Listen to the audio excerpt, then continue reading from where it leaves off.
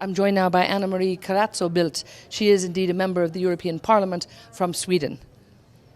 You're here in the Middle East at a very interesting women's conference and really looking at issues.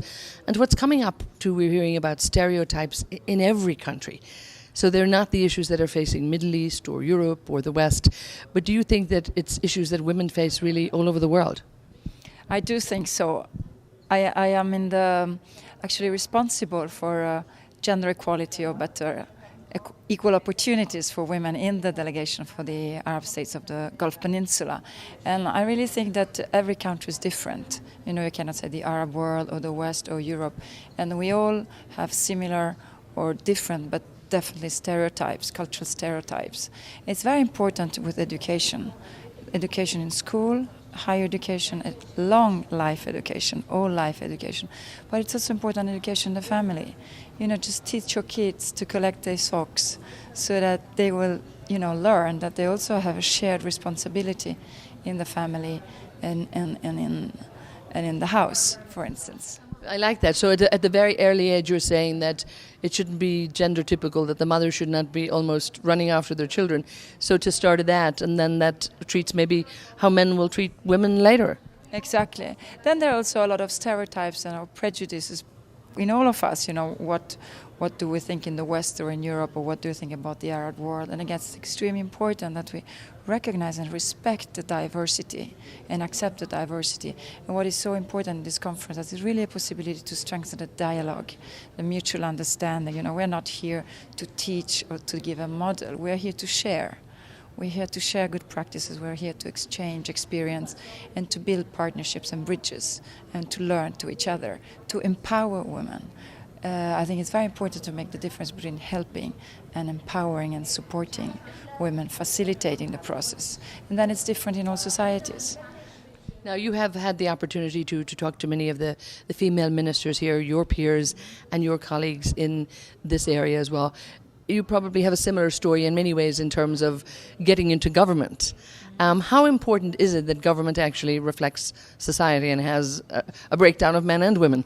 Well, first, it's important to say that I have met here, not for the first time, in many other occasions in my job as parliamentarian, in my previous jobs in the United Nations and so on, fantastic women from Syria, from the rest of the Arab world, from the Gulf states, who are strong and really capable and competent.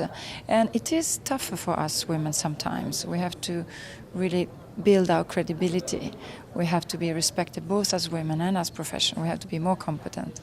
But it's very important that we don't just try to copy men or just try to be nice, not to be too much challenging because men don't like it, but just be ourselves and you know, take the space that we deserve in society.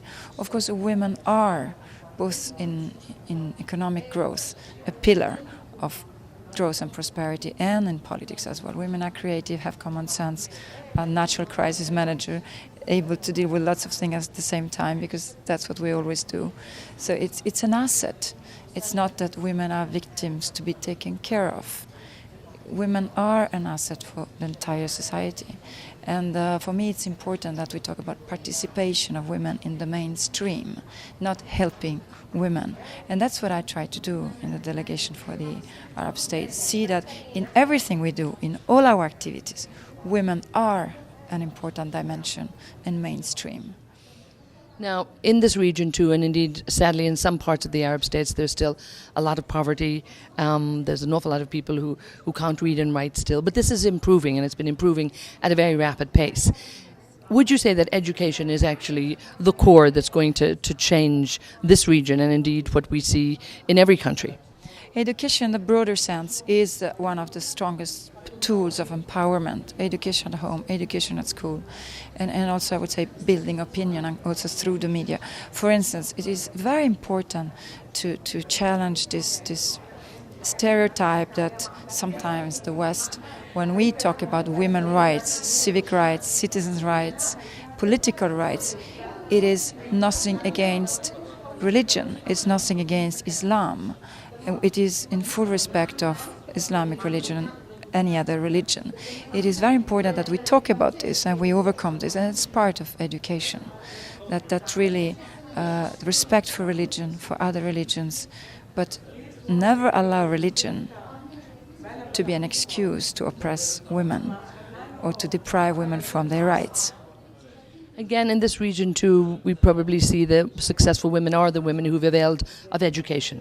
They've had third level education. They've also been looking at education in leadership skills, in management, executive skills. This is something I'm sure that you would think should be much more encouraged here. It is, and the European Parliament and the European Commission are very much encouraging and having a number of programs and so funding to support the possibility to girls to go to school, for women and so on to be able to be educated, and it's something that is very shared by my colleagues as well in Sweden and in the European Parliament. And the access to education, for equal opportunity to access for education, is extremely important.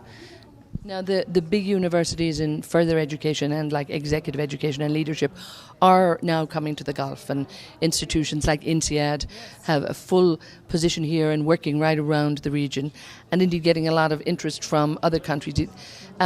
This is a type of this executive management whereby it keeps people here at home in the country rather than travelling off. How important do you see building leadership skills for people here?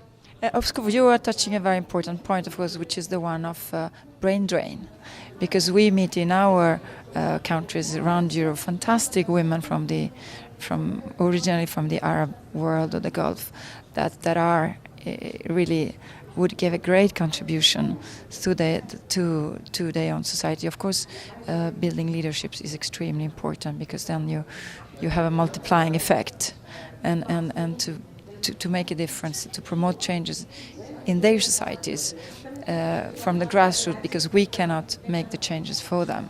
They have to want the changes and to come from their own societies, and then we can support if they so wish.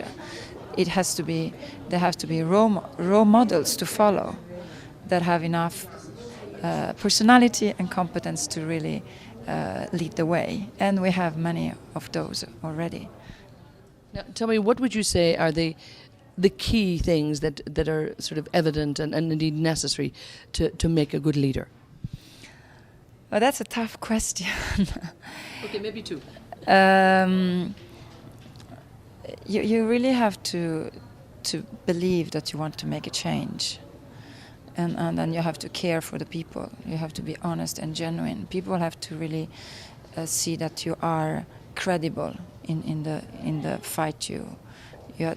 I would say three things, and then you need to have a long-term vision. You have to anticipate the future. And when you look around this region and you come to the Gulf region, the Middle East region, are you optimistic for the future in this region?